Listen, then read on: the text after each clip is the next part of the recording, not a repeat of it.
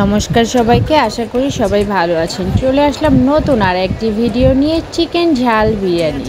আজকে হঠাৎ করে বিরিয়ানি খেতে মন চাইলো, তাই বানিয়ে ফেললাম।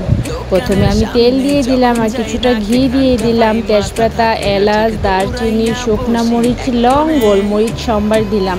একটু গন্ধ যখন বের হলো আমি কিছুটা রসুন কুচি দিয়ে দিলাম। রসুনটা হালকা ব্রাউন কালার হয়ে যাবে তখন আমি একটু পেঁয়াজ দিয়ে দিলাম। পেঁয়াজটা ভালো করে ভেজে আমি এখানে মাংসগুলি দিয়ে দিব।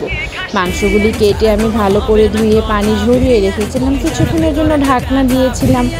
আবার ঢাকনা উঠিয়ে দেখলাম ভাজা হয়ে গেছে। আমি হলুদ গুঁড়া, মরিচ গুঁড়া, পরিমাণ মতো লবণ দিয়ে দিলাম আর জিরা গুঁড়া সামান্য দিয়ে দিলাম।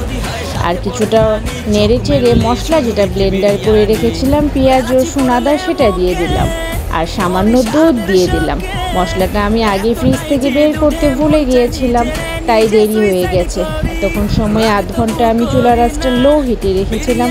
মশলাটাও গলে গেছে আর খুব সুন্দর একটা গন্ধ বের হচ্ছে। মাংসটাও মোটামুটি কষানি হয়ে গেছে, তেলও ছেড়ে দিয়েছে।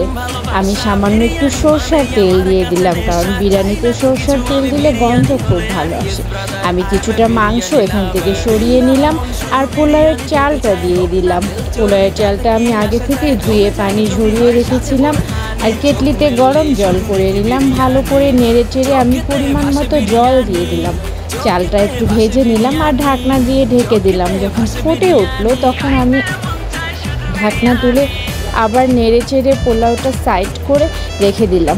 বাস তৈরি হয়ে গেল আমার চিকেন বিরিয়ানি। খুব সুন্দর একটা গন্ধ বের হচ্ছে। বাচ্চাদের জন্য বানিয়ে ফেললাম। যদি আমার ভিডিও ভালো লাগে লাইক, কমেন্ট, শেয়ার করে পাশে থাকবেন।